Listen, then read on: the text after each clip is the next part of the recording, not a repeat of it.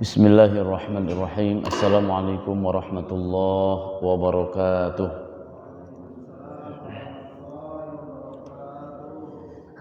Innal hamdalillah nahmaduhu wa nasta'inuhu wa nastaghfiruh wa na'udzu billahi min shururi anfusina wa min sayyiati a'malina.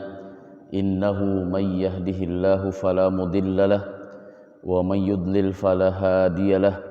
Wa ashhadu an la ilaha illallah wahdahu la syarika lah wa ashhadu anna Muhammadan abduhu wa rasuluh alladzi la nabiyya ba'dah.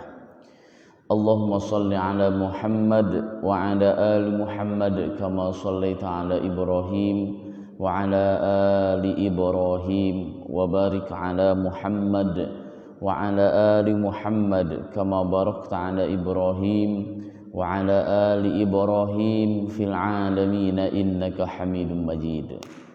Hadirin rahimakumullah, bapak-bapak yang dimuliakan Allah Subhanahu wa taala, alhamdulillah wa syukrulillah, puji dan syukur hanya milik Allah Subhanahu wa taala. Pada kesempatan pagi hari ini kita semuanya bisa kembali hadir untuk sama-sama mengkaji fikih Ramadan yang insyaallah 2 pekan lagi Ramadan akan hadir di tengah-tengah kita semuanya. Mudah-mudahan kajian fikih Ramadan ini merupakan sekaligus persiapan kita, jiwa raga kita untuk menyambut bulan suci Ramadan, sehingga ibadah saum di bulan Ramadan menjadi lebih sempurna. Ibadah saum di bulan Ramadan lebih bermakna, lebih bernilai di hadapan Allah Subhanahu wa taala. Allahumma anfa'na bima 'allamtana wa 'allimna ma yanfa'una wa zidna ilman. Hadirin rahimakumullah, bapak-bapak yang dimuliakan Allah Subhanahu wa taala. Allah Subhanahu wa taala berfirman di surat Al-Baqarah ayat 183, A'udzu billahi minasyaitonir rajim. Ya ayyuhalladzina amanu kutiba 'alaikumussyiyam kama kutiba 'alal ladzina min qablikum la'allakum tattaqun. Hai orang-orang yang beriman, diwajibkan kepada kalian untuk saum sebagaimana saum tersebut telah diwajibkan juga untuk generasi sebelummu. La'allakum tattaqun, agar kalian menjadi orang-orang yang bertakwa. Hadirin rahimakumullah, Allah menyeru orang-orang yang beriman.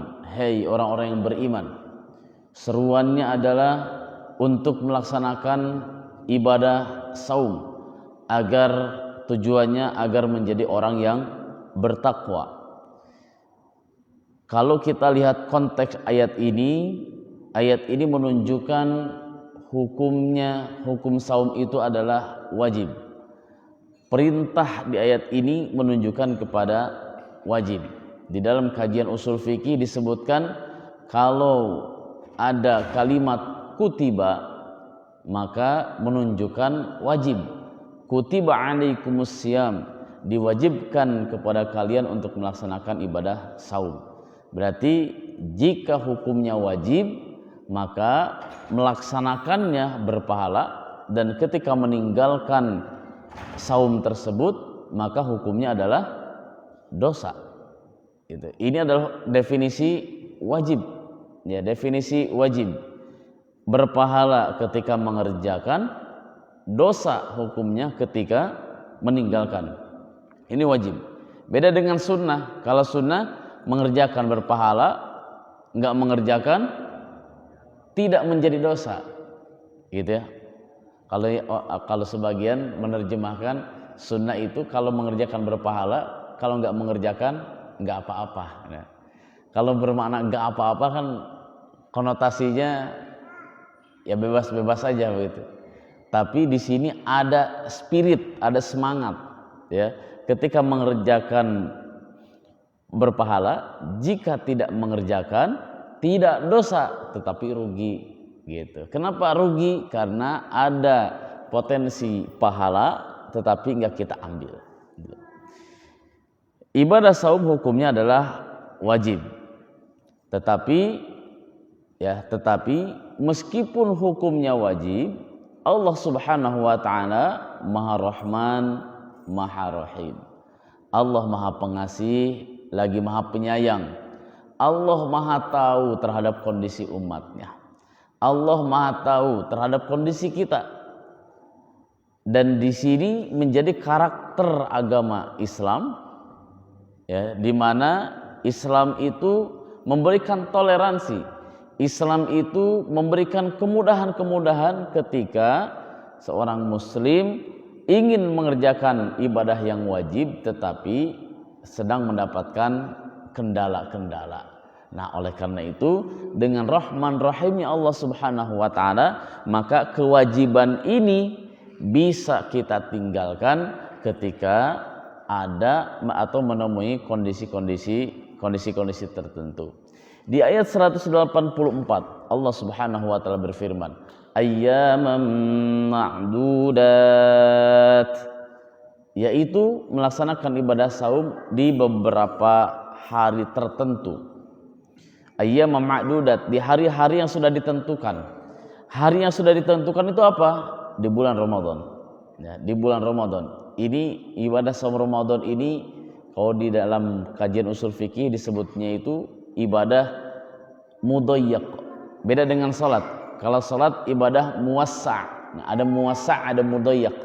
Kalau muwassa', ibadah muwassa' itu ibadah yang dalam pelaksanaannya ada keleluasaan waktu. Ini salat. Beda dengan ibadah puasa Ramadan. Hukumnya ibadahnya mudayyak. Mudayyak itu apa? Kebalikan longgar, sempit waktunya, gitu ya. Mudayyak, sempit. Kalau sholat muwassa', ada kelonggaran waktu. Adzan jam 4.40, adzan subuh jam 4.40. Kita masih bisa mengerjakan sholat subuh jam 5 pagi sampai bahkan sekarang jam 5:15, setengah 6 kita masih bisa melaksanakan sholat subuh. Duhur, adzan duhur jam 12, adzan asar jam 3 misalnya. Maka kita boleh melaksanakan sholat duhur jam 12 di awal waktu, boleh lewat jam 12, jam 1 misalnya, atau jam 2 juga boleh, bahkan setengah 3 boleh, bahkan 5 menit sebelum asar pun kita masih boleh melaksanakan sholat duhur. Meskipun tetap afdolnya kita melaksanakan sholat itu di awal waktu. Ini muwassa' namanya. Muwassa', ada kelonggaran segi waktu. Beda dengan Ramadan. Kalau Ramadan itu mudayyak. Mudayyak itu sempit waktunya. Ditentukan yang wajibnya hanya di bulan Ramadan. Hanya di bulan Ramadan. Kita nggak boleh berkreasi melaksanakan ibadah wajibnya itu di luar bulan Ramadan. Kenapa? Ini mudayyak ini. Nggak ada toleransi. Gitu ya. Nggak ada toleransi. Melaksanakan saum yang wajib itu hanya di bulan Ramadan. Oleh karena itu disebutkan di sini ayyaman ma'dudat. Pelaksanaan saum yang wajib ini di hari-hari yang sudah ditentukan, yaitu di bulan Ramadan, tanggal 1 Ramadan sampai akhir Ramadan. Bisa 29 atau 30 hari di bulan Ramadan, tergantung kalendernya. Hadirin rahimakumullah. Faman kana minkum maridun aw 'ala safarin fa'iddatun min ayyamin ukhar. Barang siapa yang sakit, barang siapa yang sedang safar, maka fa'iddatun min ayyamin ukhar, maka boleh mengganti saum di hari-hari yang lain. Wa 'alal ladzina yutiqunahu, dan barang siapa bagi yang tidak mampu fidyatun, maka wajib baginya mengganti saum tersebut dengan fidyah, ta'amu miskin, dengan memberikan makan kepada fakir miskin. Faman tatawwa'a khairan fahuwa khairul lah. Barang siapa yang ingin melaksanakan kebaikan, maka kebaikan itu akan kembali kepadanya. Wa antasumu khairul lakum, dan jika kalian saum itu adalah lebih baik dari kalian, in kuntum ta'lamun, jika kalian mengetahui. Nah, hadirin rahimakumullah. Ayat 184 ini menunjukkan rahman rahimnya Allah. Islam dalam pelaksanaannya tidak rigid. Ya, memang bulan Ramadan itu wajib hukumnya, tapi jika kita mendapatkan kendala, maka di situ ada keringanan, ada rukhsah, ada keringanan bagi kita yang sedang melaksanakan, yang mendapatkan kewajiban ibadah saum. Nah, ini rukhsah atau keringanan untuk tidak melaksanakan saum di bulan Ramadan itu untuk siapa saja? Nah, ini insya Allah yang akan kita gali hari ini, ya, bagi siapa saja yang mendapatkan keringanan untuk tidak melaksanakan ibadah saum. Hadirin rahimakumullah, kalau kita mengulas sedikit tentang syarat pelaksanaan ibadah saum. Syarat melaksanakan ibadah saum itu apa? An yakuna aqilan balighan, berakal dan baligh. Ini yang wajibnya nih. Berarti kalau tidak berakal, belum baligh, belum ada kewajiban melaksanakan ibadah saum. Gitu ya. Yang berakal itu siapa? Yang akalnya masih berfungsi. Ya, akalnya berfungsi untuk menerima, memilah, memilih mana yang baik, mana yang buruk. Gitu. Ini akal. Kalau akil berarti tidak dalam kondisi gila. Ya, tertutup akalnya, baik gila ataupun pingsan. Balighun, atau yang baligh. Ya, baligh, tanda-tanda baligh perempuan dan laki-laki. Liqauli sallallahu alaihi wasallam, rafi al-qalamu an thalathatin, diangkat pena ini untuk 3 kelompok, anil majnuni hatta yafiqa, untuk orang yang gila sampai dia sadar kembali, wa anin naim hatta yastayqid, tidur sampai dia bangun, wa anis sabi hatta yahtalim, anak kecil sampai dia baligh. Nah, ini 3 kelompok nih yang rufi', diangkat penanya. Maksud diangkat pena itu kayak gimana tuh? Nggak ditulis. Kita kan amal kita ditulis nih, setiap detik kita ditulis, kita ngapain ditulis, amal soleh kita ditulis, amal salah kita semuanya ditulis. Nah, tapi bagi yang 3 kelompok ini diangkat penanya, jadi nggak ditulis, baiknya nggak ditulis, buruknya nggak ditulis, yaitu orang yang gila atau tertutup akalnya, kemudian orang yang tidur, dan anak kecil sampai dia baligh. Hadirin rahimakumullah, bapak-bapak yang dimuliakan Allah Subhanahu wa taala. Kalau ada sepuh, ya, orang tua yang sudah pikun, kira-kira masih dapat kewajiban apa enggak?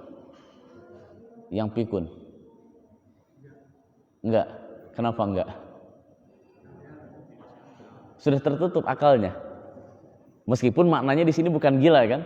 Karena majnun di sini jin, dari kata janna ya jin, tertutup akalnya. Yang tertutup akalnya itu siapa saja? Orang gila, yang pikun, itu tertutup tuh akalnya. Gitu. Selain itu siapa lagi? Orang yang lupa, itu tertutup akalnya. Ya, namanya lupa. Gitu. Di siang hari makan sepiring, setelah makan sepiring baru ingat lagi puasa. Batal nggak? Nggak batal. Kenapa? Ya namanya juga lupa. Ya, sampai ingat lagi. Begitu. Mudah-mudahan setiap hari lupanya ya. Sehingga bisa makan di siang hari bulan Ramadan. Anin naim, atau yang tidur. Yang pingsan, ini satu makna nih. Tidur, pingsan, Itu satu makna yang misalnya ada orang yang sakit belum sadar, nggak sadar. Nah ini pun sama termasuk orang yang tidur. Jadi nggak mendapatkan kewajiban saum. Anis sobiyyi hatta yahtalim, anak kecil ini sudah jelas ya, anak kecil. Tapi khusus untuk anak kecil, meskipun dia tidak mendapatkan kewajiban saum, tapi tetap dia mendapatkan kewajiban untuk edukasi, belajar ibadah saum. Gitu ya, dari orang tuanya. Tetap dia diajak untuk melaksanakan ibadah saum, untuk edukasi kepada mereka sehingga ketika masuk usia balik mereka sudah terbiasa melaksanakan ibadah saum. Ibadah saumnya, salatnya. Maka anak-anak yang anak kecil bawa saja ke masjid. Gitu ya. Bawa saja ke masjid. Saum, ajak aja melaksanakan ibadah saum sesuai dengan kemampuan mereka. Gitu. Ini anak kecil. Kenapa? Karena ini adalah dalam rangka edukasi, memberikan pembelajaran kepada mereka untuk terbiasa melaksanakan ibadah kepada Allah Subhanahu wa taala. Hadirin rahimakumullah. Nah, kita kembali ke kelompok-kelompok yang rukhsah di luar yang tiga ini. Ya, di luar yang tiga ini. Dia disebut gila juga enggak, pikun juga enggak. Gitu ya, tidur juga enggak. Pingsan juga enggak, anak kecil juga bukan. Nah, keluar dari tiga kelompok ini, ada kelompok-kelompok yang mendapatkan keringanan untuk tidak melaksanakan ibadah saum. Gitu. Siapa saja? Yang pertama adalah musafir. Ya, musafir. Idza safaral muslim musafata qasrin. Jika seorang muslim melakukan safar, perjalanan sejauh jarak diperbolehkannya melaksanakan sholat qasar. Wa hiya thamaniyatu wa arba'una milan, yaitu sejauh jaraknya 48 mil. Rakhasalahu syari', maka Allah Subhanahu wa taala memberikan keringanan untuk berbuka puasa. Gitu, untuk berbuka puasa sejauh 48 mil. 48 mil berapa kilo kira-kira ya? 48 mil itu kurang lebih 70-an lah. 70-80. Berarti dari sini sampai mana nih? Cikampek. Cikampek. Ya kurang lebih lah Cikampek ya. Dari Bekasi Cikampek, Bekasi Purwakarta, nah kurang lebih 70 kilo perjalanan, maka dia boleh berbuka puasa. Ya, berbuka puasa. Faman kana minkum maridun aw ala safarin. Di sini dalilnya apa? Di surat Al-Baqarah ayat 184, barang siapa yang sakit atau safar, maka boleh mengganti saum di hari-hari yang lain. Hadirin rahimakumullah. Thumma huwa in kana shaumu fi safar la yashqu alaihi fasoma lakana ahsan. Tapi, nah di sini ada tapinya nih. Bagi yang melaksanakan safar, ya, bagi yang melaksanakan safar, meskipun sudah masuk kategori perjalanan yang diperbolehkan qasar salat, yang kurang lebih jarak perjalanan 70 km, gitu ya, 70 km, jika dia tidak mendapatkan kesulitan untuk tetap melaksanakan ibadah saum, lakana ahsan, itu lebih baik bagi dia. Jadi berpuasanya itu lebih baik daripada berbuka, gitu ya. Jadi jangan mentang-mentang, wah saya kan lagi safar ini, buka puasa gitu. Saya lagi safar, buka lagi. Jika dia kuat dan nggak ada kesulitan sedikit pun dalam melaksanakan ibadah saumnya, maka berpuasa lebih baik daripada berbuka. Kecuali kalau di situ ada masyaqqah, ada kesulitan, maka diperbolehkan untuk berbuka. Sebagaimana perkataan Abu Sa'id Al-Khudri. Ya, Abu Sa'id Al-Khudri ini salah seorang sahabat. Beliau bercerita, "Kunna naghzu ma'a Rasulillah sallallahu alaihi wasallam fi Ramadan." Kami pernah melaksanakan peperangan. Ya, naghzu, berperang ma'a Rasulillah sallallahu alaihi wasallam, bersama Rasul fi Ramadan, di bulan Ramadan. Perang apa yang ada di bulan Ramadan? Perang apa Pak kira-kira? Perang Badar. Nah, Perang Badar. Perang Badar pertama diadakan di bulan Ramadan. Ya, berat Pak. Ini perang pertama di bulan Ramadan, jumlahnya sedikit, cuma 300 orang, persenjataan apa adanya, persediaan logistik pun seadanya. Sementara musuh orang kafir Quraisy jumlahnya berapa? 900 orang. Persenjataan lengkap, logistik lengkap. Belum lagi ada pengkhianat, orang-orang munafik, orang-orang Yahudi, gitu ya. Makin menguras energi, menguras tenaga, menguras emosi, menguras fisik, semuanya terkuras untuk berperang, berjihad di jalan Allah Subhanahu wa taala. Nah, kata Abu Sa'id Al-Khudri, "Naghzu ma'a Rasulillah fi Ramadan." Kami pernah berperang di zaman bersama Rasul di bulan Ramadan. Faminnas shaim wa minnal muftir. Ya, faminnas shaim wa minnal muftir. Di antara kami ada yang tetap melaksanakan saum dan di antara kami ada juga yang berbuka. Fala yajidu shaim 'alal muftir. Orang yang saum tidak mengejek. Orang yang saum tidak mengejek orang yang berbuka, begitu juga sebaliknya. Orang yang berbuka tidak mengejek yang saum. Ya, tsumma yarawna anna man wajada quwwatan. Kemudian ya mereka melihat barang siapa yang kuat, fasoma, maka bersaumlah. Fa inna dzalika hasan. Karena saum dalam kondisi kuat, enggak ada kesulitan, itu adalah baik. Wa yaruna anna man wajada dha'fan fa afṭar fa inna dzalika hasan. Dan jika dia dalam kondisi lemah, ada kendala, maka iftar, berbuka puasa itu lebih baik. Nah, hadirin rahimakumullah, ini pertama nih berkaitan dengan musafir, ya.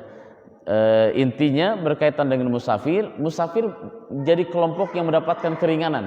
Tapi di situ ada catatan, bagi yang ada kesulitan, ada kendala, maka berpuasa. Jika enggak ada kendala, berpuasa lebih baik daripada berbuka puasa. Ini yang pertama. Kemudian yang kedua adalah al-marid, yang sakit. Ya, yang sakit. Idza maridal muslim fi Ramadan, jika seorang muslim sakit di bulan Ramadan, nazar, maka harus dilihat dulu nih, apakah dia boleh puasa atau enggak. Fa in kana yaqdiru 'ala shaum bila masyaqqah syadidah shoma. Jika dia mampu untuk melaksanakan saum, dia sakit dan masih mampu melaksanakan saum, enggak ada kendala, maka shoma, maka dia tetap melaksanakan ibadah saum. Wa illam yaqdir aftara. Dan jika dia tidak mampu untuk saum, maka berbukalah. Jadi standar boleh berbukanya apa?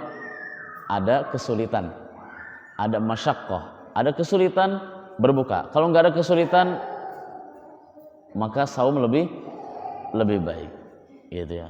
Pak, kenapa berbuka? Saya lagi sakit, Pak. Sakit apa? Batuk, gitu. Batuk doang, gitu. Batuk sakit bukan? Sakit. Tapi apakah dia masih mampu nggak untuk melaksanakan saum? Kalau masih mampu, puasa lebih baik daripada berbuka. Nah, hadirin rahimakumullah. Ini adalah marid ya. Nah, kecuali kalau penyakitnya agak parah, maka berbuka itu lebih baik daripada memaksakan diri untuk ibadah saum. Hadirin rahimakumullah, bapak-bapak yang dimuliakan Allah Subhanahu wa taala. Wa 'alal ladzina yutiqunahu fidyatun.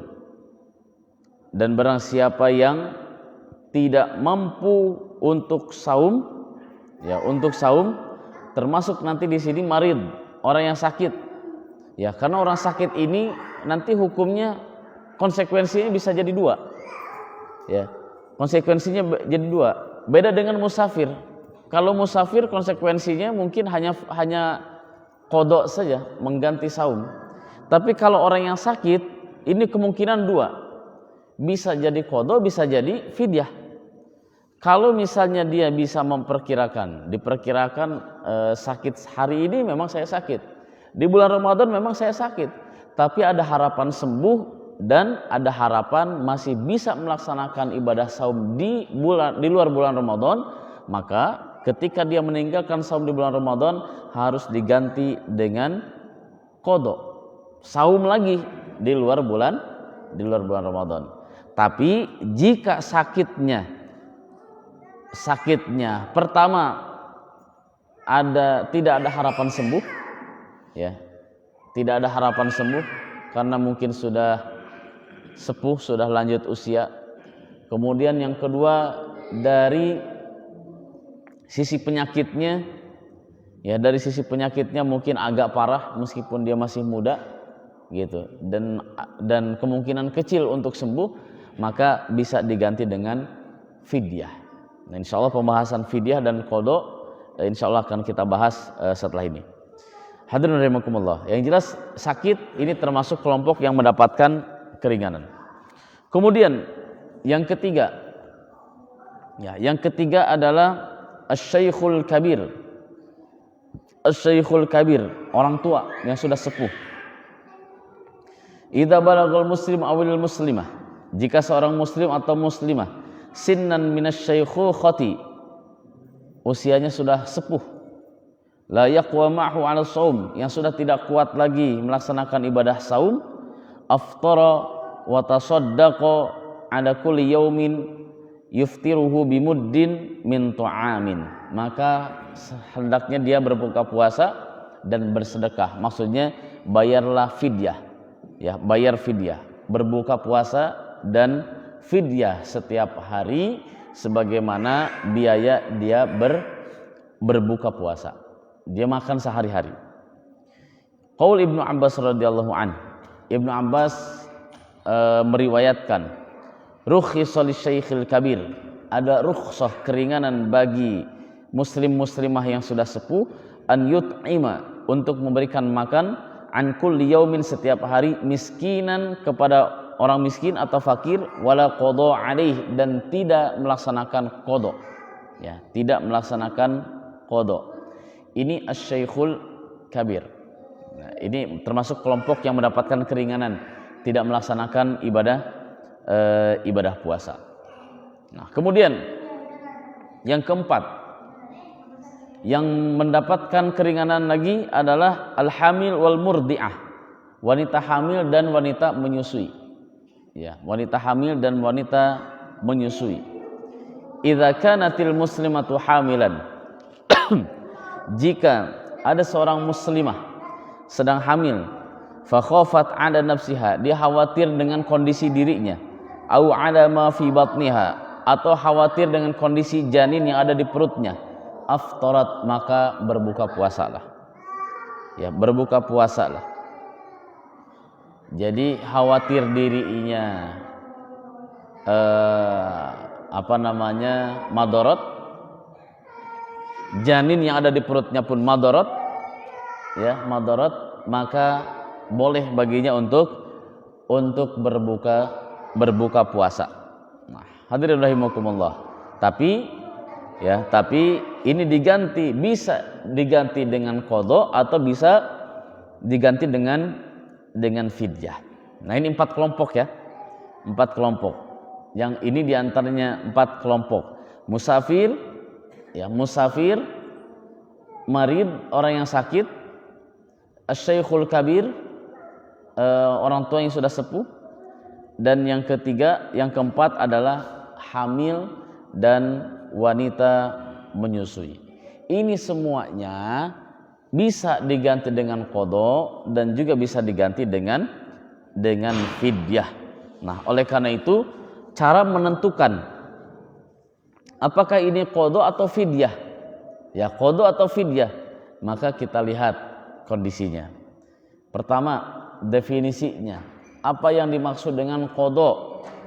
Yang dimaksud dengan qada itu adalah dia berpuasa yang dilaksanakan sebagai pengganti puasa yang ditinggalkan di bulan Ramadan. Ini qada namanya. Dia puasanya di luar bulan Ramadan. Ini namanya qada. Ya. Qada. puasa di bulan Ramadan, dia tinggalkan selama 2 hari, kemudian dia bayar puasa tersebut, hutang tersebut di luar bulan Ramadan, ini namanya qadha. Ada juga yang kedua adalah fidyah. Fidyah itu apa? Cara mengganti hutang puasa dengan memberikan makan kepada fakir miskin. Ini namanya fidyah. Berapa banyak? Disebutkan kalau di sini bimuddin, 1 mud. Ya, 1 mud. Kalau di kita mungkin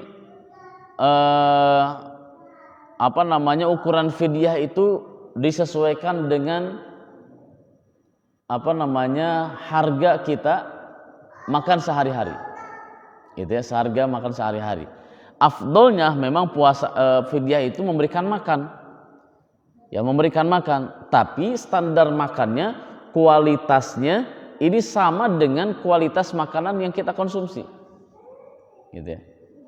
Contoh, kalau kita makannya kebetulan di rumah sedang makan ada ayam, sayuran, gitu ya, buah-buahan, maka kita ngasih makan ke fakir miskin pun harus sama.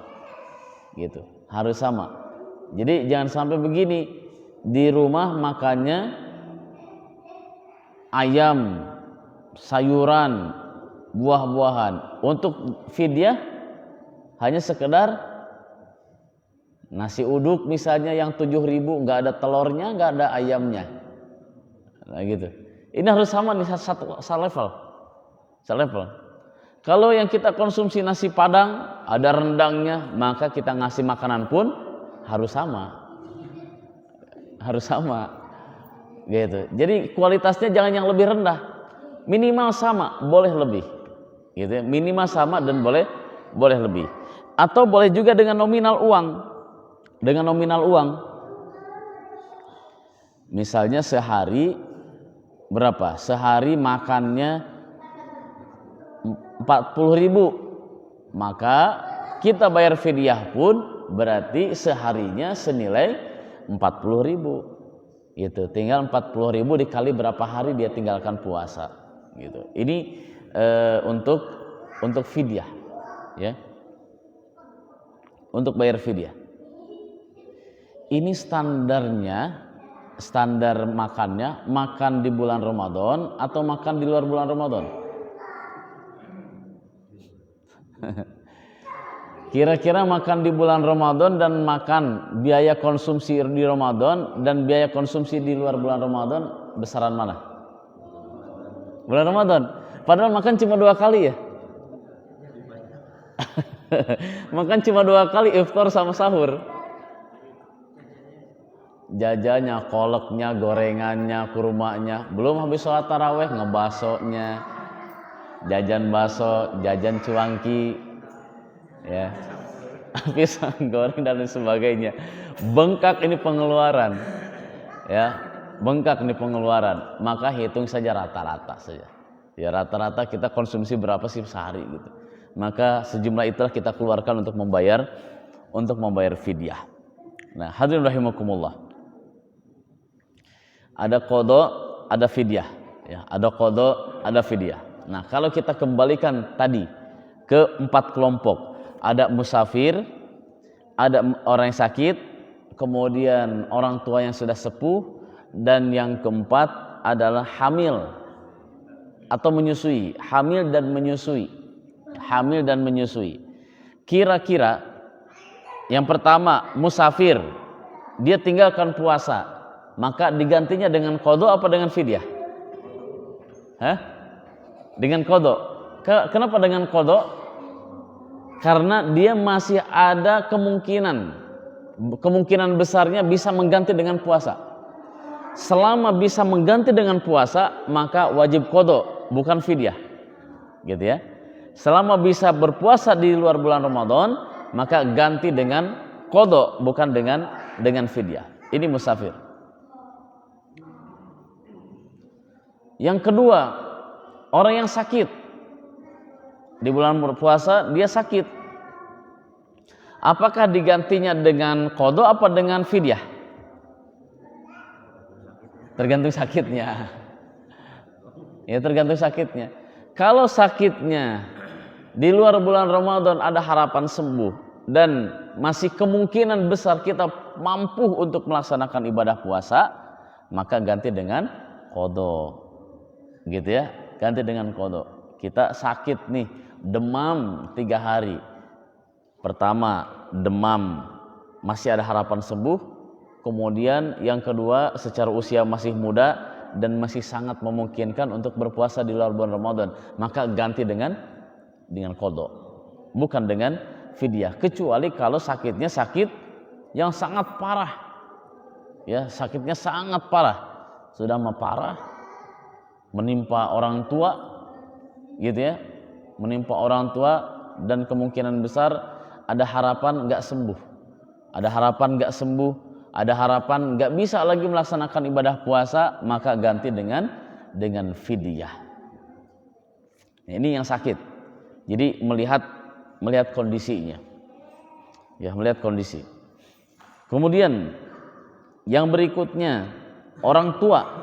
Nah, orang tua pun sama ini, orang tua. Kalau misalnya dia nggak puasa bulan Ramadan karena kondisinya memang lemah, maka ini dia boleh memilih dua ini. Bukan boleh memilih dua, lihat kondisinya. Kalau kondisinya sudah nggak memungkinkan puasa, ganti saja dengan fidyah, nggak usah ragu. Tapi kalau misalnya masih memungkinkan diganti dengan puasa, maka qadha lah. Ini puasa, untuk orang tua. Jadi lihat betul kondisinya. Ya, lihat betul kondisinya. Ad-dinu yusrun. Agama itu mudah ini, memberikan kemudahan kepada hamba-hambanya. Kemudian wanita hamil dan menyusui, qadha apa fidyah?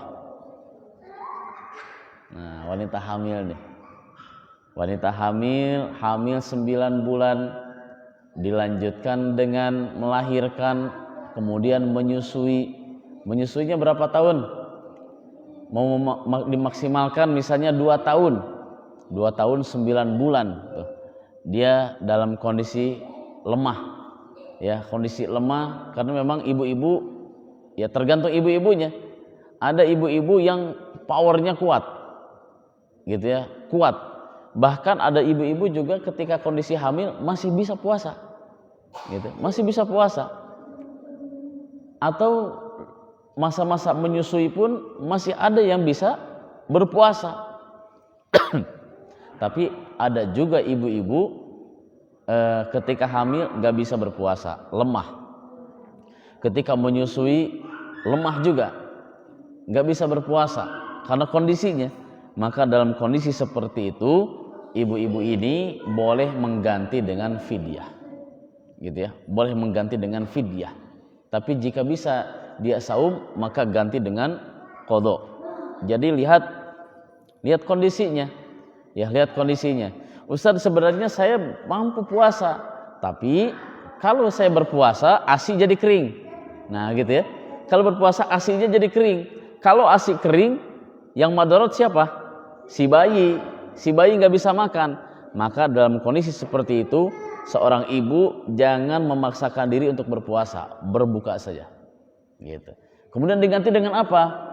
Jika memang kondisinya tidak memungkinkan, ganti saja dengan fidyah. Tinggal dihitung berapa dia konsumsinya, misalnya 40 atau 50 ribu per hari untuk makan sarapan, makan siang dan makan malam. Anggap saja tiga kali, meskipun bulan puasa hanya 2 kali, tapi baksonya pun harus dihitung. Gitu, beli gorengannya harus dihitung. Anggaplah kita makan 3 hari saja. Yang pokok makan 3 hari kurang lebih misalnya 50 ribu, berarti 50 ribu dikali 30 hari. 5 kali 3 15, berarti jadi berapa? 1.500.000. Keluarkanlah untuk fidyah. Dikeluarkannya kapan? Apakah di bulan Ramadan apa di luar bulan Ramadan? Di Ramadan boleh, di luar Ramadan pun boleh. Ini untuk fidyah. Dikasihkan ke siapa? Ke satu orang fakir miskin atau boleh dibagi rata? Boleh dua-duanya. Boleh ke satu fakir miskin. Kalau misalnya di kampung ini hanya 1 orang miskinnya, maka boleh kita ngasih ke 1 orang. Atau dibagi-bagi. Di sini ada 10 fakir miskin, dibagi ke 10 orang. meskipun hanya 100 ribu itu pun diperbolehkan, gitu ya. Ini untuk pendistribusian fidyah. Nah, hadirin rahimakumullah, bapak-bapak yang dimuliakan Allah Subhanahu wa taala. Pertanyaannya, kalau ada yang pikun. Nah, tadi pikun nih kan? Pikun wajib diganti dengan qadha apa dengan fidyah?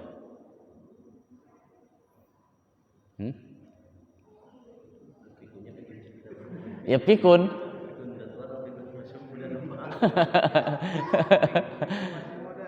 Pikun masih muda apa pikun udah tua? Ya pikun pokoknya. Atau mau kondisi gila atau pikun? Ada saudara dia kondisinya gila, baik dia masih muda atau udah tua, atau dia pikun. Nah, mereka ini yang pikun, yang gila, apakah harus fidyah atau qadha? Fidyah. Masih mampu.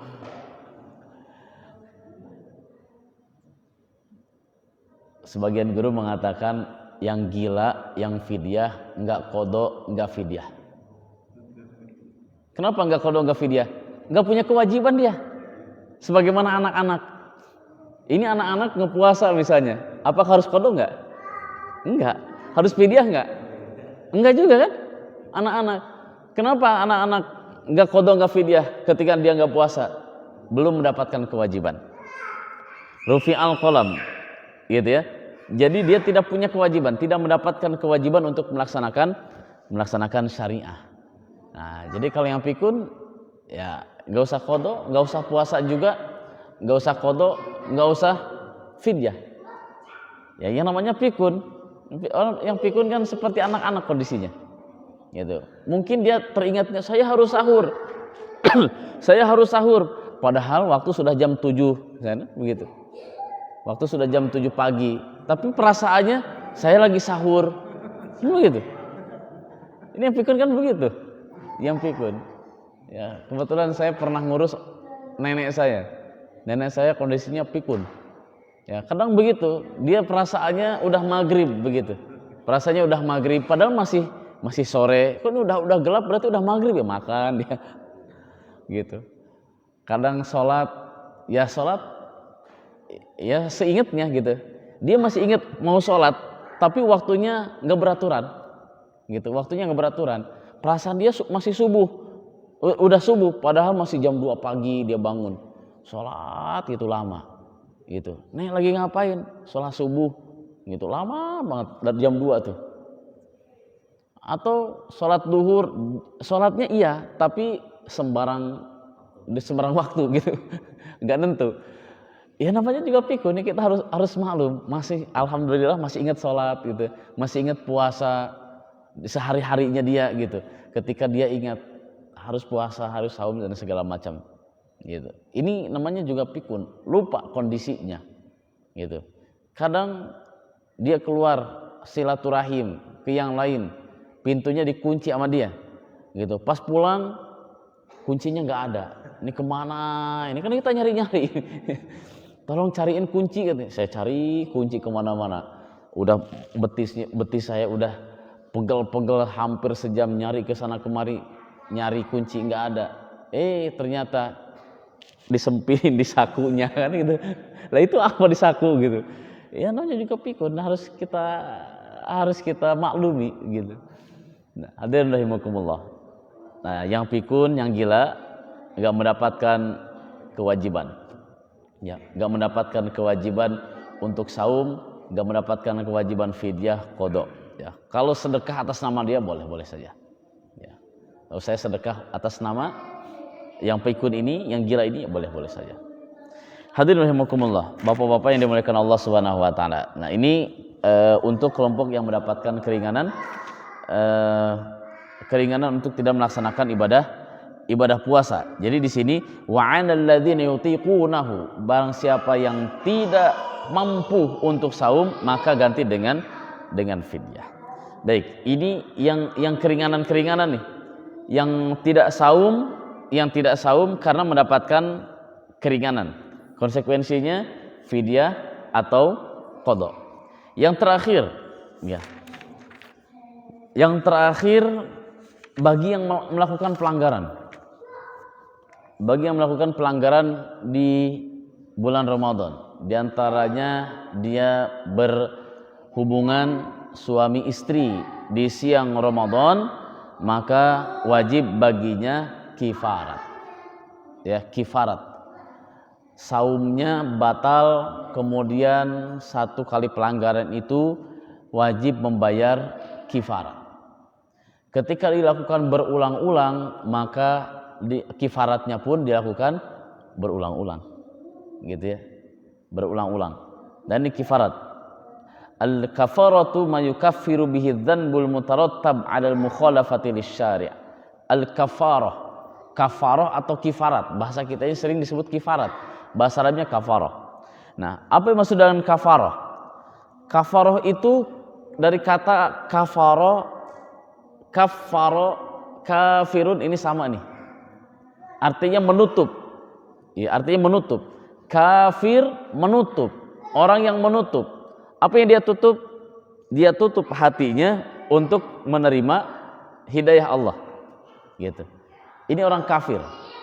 Maka yang dia tidak beriman, maka disebut kafir. Kenapa? Karena dia menolak hidayah Allah. Gitu ya.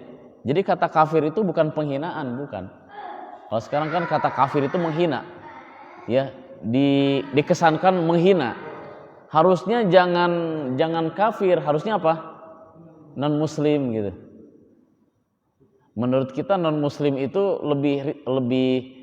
lebih sopan, lebih halus. Padahal kafir itu lebih halus sebenarnya. Kafir itu lebih halus sebenarnya. Orang yang apa namanya, yang tidak menerima kebenaran Islam itu disebut kafir, gitu. Orang yang menolak, kafir itu orang yang menolak. Kalau non muslim, non Islam, orang yang tidak berserah diri, gitu ya. Nanti orang non muslim itu, ya, orang non muslim itu nanti kelompoknya adalah non surga nanti. Kelompoknya kelompok non surga. Kalau neraka kasar. Harusnya non surga gitu. Itu non muslim. Nah, kalau muslim berarti non neraka gitu. Nah, jadi dibolak-balik. Istilah-istilahnya seperti itu. Nah, ini kafarah pun sama dari kata kafarah, kafir, menutup. Nah, menutupnya apa? Kafarat itu menutup dosa. Yukaffiru bi dzanbu al-mutarattab 'ala al-mukhalafati lisyari. Kafarah itu adalah menutup dosa. Dia sudah melakukan dosa, dengan membayar kafarah, dosanya tertutup, gitu ya, tertutup, hilang karena dia melanggar syariat. Faman khalafa syari', barang siapa yang melanggar syariat, fajama'a, seperti berhubungan fi nahari Ramadan, di siang hari bulan Ramadan, gitu ya, di siang hari bulan Ramadan, au akala au syariba amiran. Ibnu Jazari menambahkan, barang siapa yang makan minum secara sengaja enggak makan enggak minum di siang hari bulan Ramadan, wajib alaihi, wajib baginya an yukaffira an hadhil mukhalafah, maka wajib baginya untuk membayar kafarah. Gitu. Berhubungan wajib membayar kafarah bi fi'li wahidatin min thalathin, dengan cara melakukan salah satu dari 3 perkara. Ya, cara membayar kafarah itu melakukan salah satu dari tiga cara. Yang pertama, itqu raqabatin mu'minah.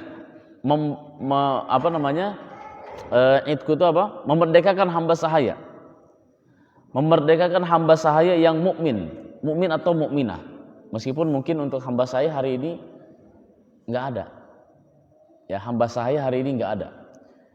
Meskipun lagi nih, ulama-ulama kontemporer mengkiaskan para tawanan muslim dan muslimah ini sebagai hamba sahaya. Jadi boleh menggunakan dana hamba sahaya, ya, memerdekakan hamba sahaya, dia keluarkan dari zakat. Ya, kenapa dikeluarkan dari zakat? Karena hamba sahaya ini para tawanan, membebaskan tawanan dari zakat. Kenapa? Karena tawanan ini dikiaskan, disamakan hukumnya dengan hamba sahaya, gitu. Ini ulama kontemporer ada yang berfatwa seperti itu, membolehkan. Nah, yang jelas hamba sahaya hari ini mungkin nggak ada, atau ada tapi nggak terekspos mungkin, ya. Tapi meskipun hari ini nggak ada, bukan berarti syariat hamba sahaya ini sudah nggak berlaku lagi. Mungkin dengan dicantumkan hamba sahaya, mungkin satu hari di kemudian hari ada lagi mungkin hamba sahaya, karena kondisi zaman sudah berubah. Karena kondisi zaman kezaliman itu kembali lagi ada, dan kebenaran sudah mulai terkikis. Hadirin rahimakumullah. Itu yang pertama. Kemudian yang kedua, siyam syahraini mutatabi'ain. Saum 2 bulan berturut-turut. Ya, ini hati-hati nih, harus digarisbawahi berturut-turutnya. 2 bulan berturut-turut. Pertama, standarkan 2 bulan tersebut dengan kalender Hijriah. Kalau kita mau bayar hutang di bulan Muharram dan di bulan Rajab, di bulan Muharram dan bulan setelah Muharram apa? Safar. Muharram, Safar. Muharram misalnya 30 hari, Safar 29 hari.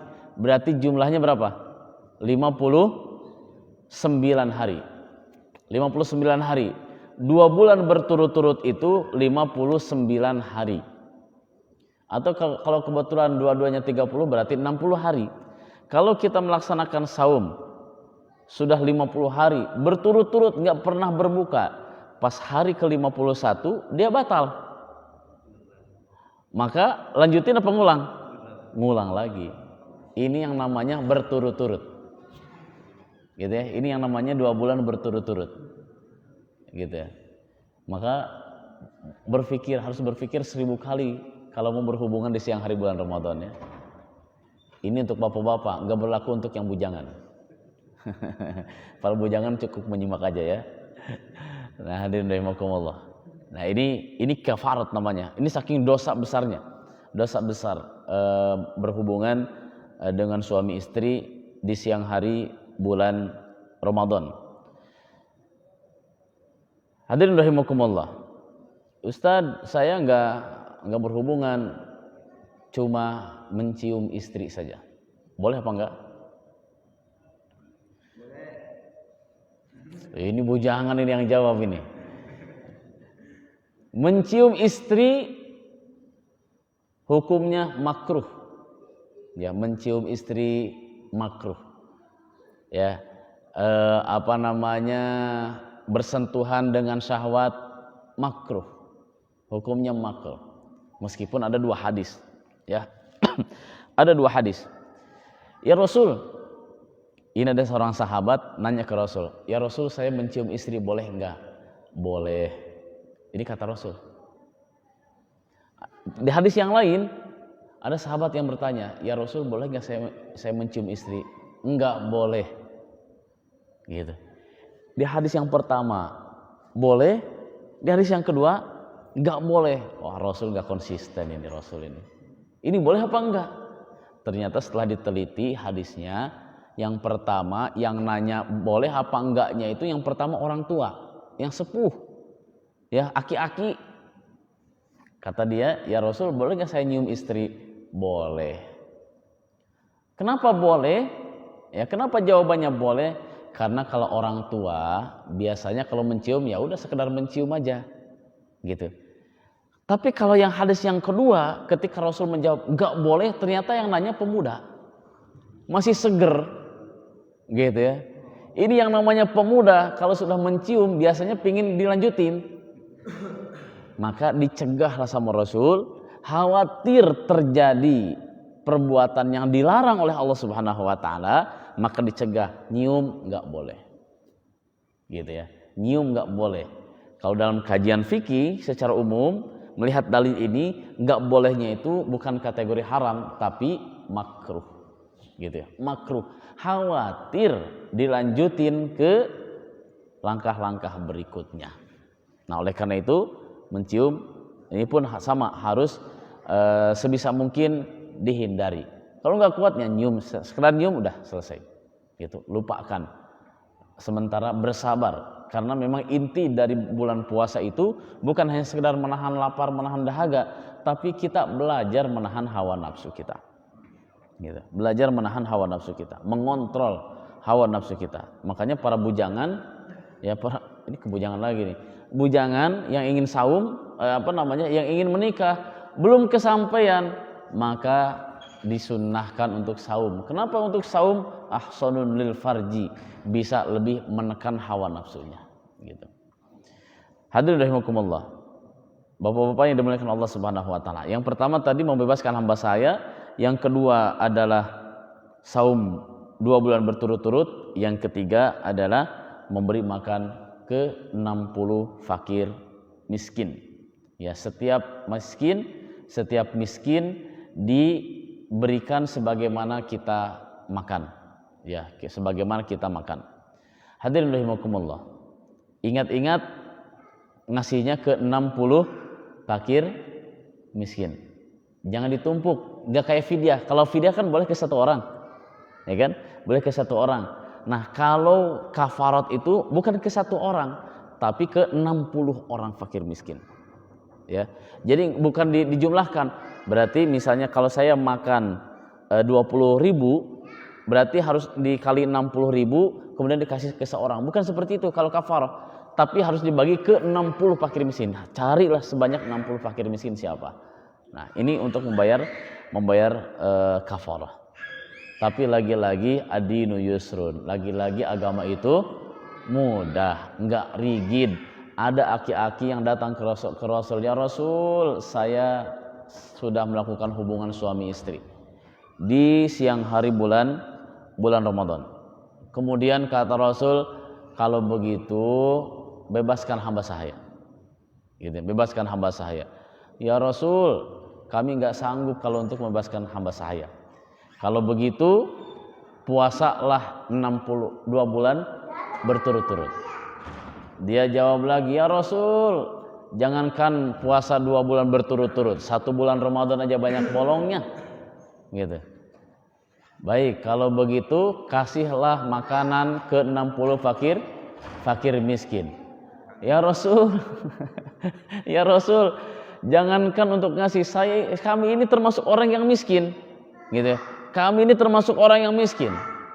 Akhirnya Rasul nyuruh sahabatnya untuk membawa sekarung kurma. Bagikan ini kurma ke 60 fakir miskin. Dia nanya lagi ke Rasul, ya Rasul, di kampung kami inilah yang paling miskin. Gitu. Kami ini yang paling miskin ya Rasul. Kemudian kata Rasul, ya udah ini bawa, kemudian makan aja sama kalian. Begitu. Ini hebatnya Islam. Hebatnya Islam, ya, memberikan kemudahan, tetap memberikan solusi yang terbaik. Dia berdosa, dia melakukan pelanggaran, malah dia yang mendapatkan rezeki dari makanan yang harus dibagikan ke fakir miskin. Dan ini kafarah, ya. Ini kafarah namanya. Nah, hikmahnya apa? Adanya kafarah ini apa hikmahnya? Hikmahnya adalah menjaga syariat. Bahwa syariat ini bukan untuk dimain-mainkan, tapi syariat ini untuk dikerjakan. Maka dengan adanya kafarat yang besar, agar kita lebih hati-hati untuk memperhatikan syariat, baik perintah ataupun larangan. Wallahu a'lam bishawab. Hadirin rahimakumullah, itu saja mungkin yang bisa saya sampaikan terkait dengan rukhsah atau kelompok-kelompok yang mendapatkan keringanan untuk tidak melaksanakan ibadah saum. Mudah-mudahan bermanfaat bagi kita semuanya. Sebelum ditutup, ada pertanyaan? Silakan. Ya. Waalaikumsalam warahmatullahi.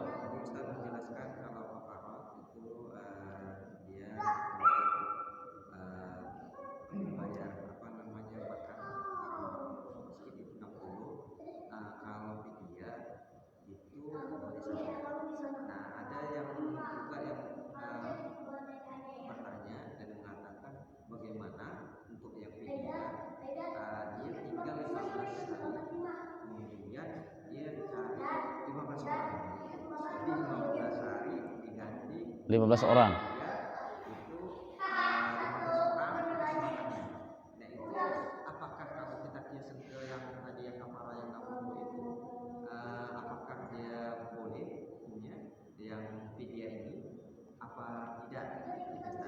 Terus yang kedua tadi tentang yang tadi yang ada 3, apakah itu pilihan? Kan ada kalimat atau kan pilihan, atau 3 yang berarti yang diperintahkan itu dikerjain, apa pilih salah satunya? Ya. Baik. Yang pertama tentang fidyah. Apakah fidyah harus ke banyak orang sesuai dengan jumlah hari yang ditinggalkan? Misalnya dia nggak puasanya 15 hari. Apakah membagikan makanan ke 15 orang atau boleh ke 1 orang? Sebagaimana kafaroh. Di kafarot itu memberikan makan 60 fakir miskin. Gitu. Apakah disamakan atau tidak? Kalau kita lihat dalilnya, ya lihat dalil. Pertama, terkait dengan kafaroh, ya ta'amu it'amu sittina miskinan. Redaksinya it'amu sittina miskinan. Memberikan makan ke 60 miskin, fakir atau miskin sama saja. Ya, fakir miskin, ke fakir saja atau ke miskin saja atau fakir miskin, dicampur boleh. Ke 60. Berarti di sini dibatasi nih. Dibatasi seluruh dana-dana kafarat itu harus dibagikan ke 60 fakir miskin. Gitu. Maka carilah 60 orang fakir miskin siapa, mereka kasih sebagian-sebagian. Beda dengan fidyah. Kalau fidyah di surat Al-Baqarah ayat 184. Wa 'alal ladzina yutiqunahu fidyatun ta'amu miskin. Untuk fidyah memberikan makanan kepada fakir miskin, tidak dibatasi dengan jumlah. Ya, ta'amu miskin, memberikan makan kepada fakir miskin. Di sini tidak dibatasi jumlah. Karena tidak dibatasi jumlah, maka boleh-boleh saja kita memberikan makanan itu ke 1 orang fakir miskin atau ke 2 orang fakir miskin atau ke jumlah puasa yang ditinggalkan di bulan Ramadan. Boleh juga. Ada 15 hari puasa yang ditinggalkan, kemudian kita memberikan ke 15 orang, boleh. Ditumpuk ke 1 orang juga boleh. Itu tidak ada batasan, gitu ya. Mau ke 1 orang atau ke banyak orang, di sini tidak ada batasan, maka boleh dilakukan seperti itu. Tapi kalau kafaroh nggak bisa ditumpuk ke 1 orang, harus ke 60 fakir miskin. Ini bedanya antara fidyah dengan kafaroh. Kemudian yang kedua, apakah kifarat itu pilihan atau semuanya dilakukan atau berurutan? Ya, atau berurutan? Berurutan itu begini, memberikan hamba saya mampu nggak? Kalau nggak mampu berarti turun yang kedua, memberikan makan 2 bulan, saum 2 bulan.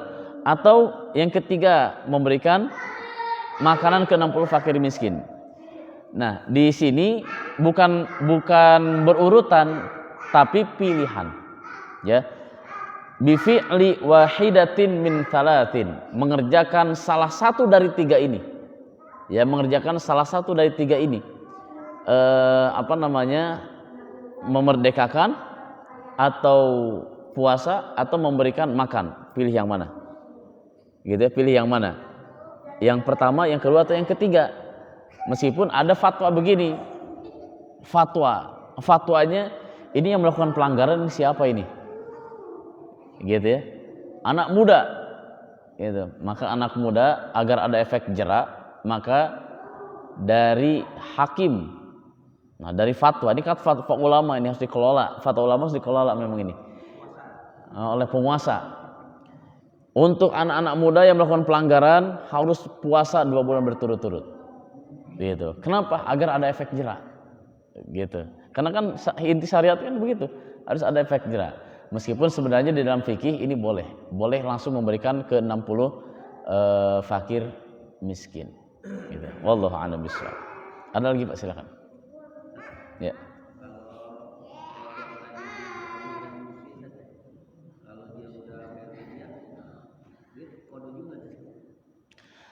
Ada sebagian yang mensyariatkan begitu, sebagian fatwa ya, fidyah dan qadha. Kenapa? Karena dia sebenarnya mampu untuk qadha, tetapi karena tidak bisa dilakukan segera, maka dibayar fidyah. Tapi kalau saya lebih cenderung ke salah satunya. Kalau qadha ya qadha, kalau fidyah fidyah tanpa harus qadha tanpa harus fidyah gitu. Maka lihat kondisinya, jika misalnya ini dalam waktu tahunan, 2 tahun, 3 tahun gitu ya, hamil 9 bulan, masa menyusui 2 bulan, masa menyusui 2 tahun, belum selesai 2 tahun udah hamil lagi. Udah hamil lagi. Jadi kapan puasanya? Maka dalam kondisi seperti itu udah ganti aja dengan fidyah. Gitu ya. Enggak usah diganti dengan qada gitu. Anaknya kan di KB. KB-nya keluarga berencana. Dia berencana 2 tahun sekali gitu. 2 tahun gitu. KB. Ya, di KB dianya. Keluarga berencana. Iya. Makanya orang tua zaman dulu 12 orang, 12-nya itu jaraknya dekat-dekat, 2 tahun paling jauh 3 tahun gitu. 12 orang punya anaknya. Nah, kondisinya seperti itu. Wallahu a'lam bishawab. Ada lagi Pak, silakan. Iya, Pak.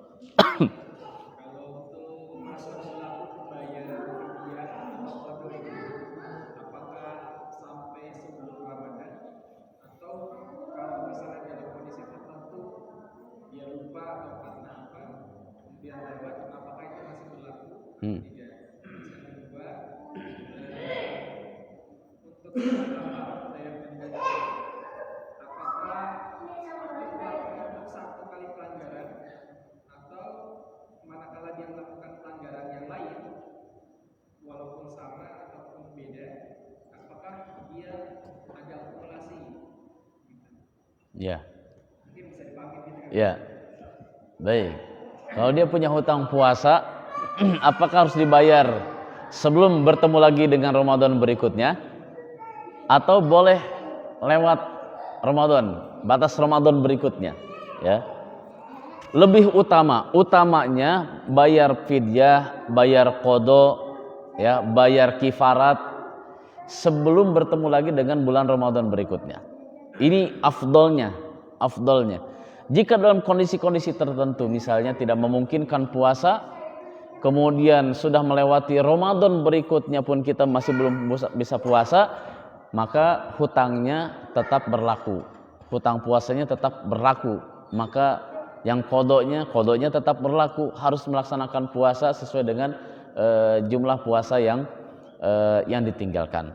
Tetapi tetap meskipun boleh, tapi afdalnya sebelum ketemu lagi bulan Ramadan berikutnya, maka hutang-hutang puasa harus betul-betul diselesaikan, baik berupa kodoknya ataupun berupa fidyahnya. Kemudian yang kedua terkait dengan pelanggaran. Ini pelanggaran kafarah. Apakah kafarah itu untuk 1 kali pelanggaran atau sekali musim? Sekali musim Ramadan. Ramadan 30 hari. Melakukan pelanggaran berkali-kali. Melakukan berkali-kali. Apakah kafarat ini untuk 1 musim Ramadan atau untuk 1 kali pelanggaran? Nah, kafarah itu adalah untuk 1 kali pelanggaran. Berarti kalau misalnya selama 1 Ramadan ini melakukan 2 kali pelanggaran, berarti 2 kali kafarah. Gitu ya. Kalau dia milih puasa, berarti puasanya 60 kali 2. Berapa? 120 hari. 120 hari, 4 bulan berarti itu.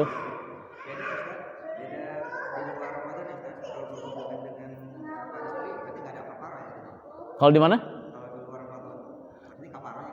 Kalau di luar Ramadan mah nggak sepuasnya.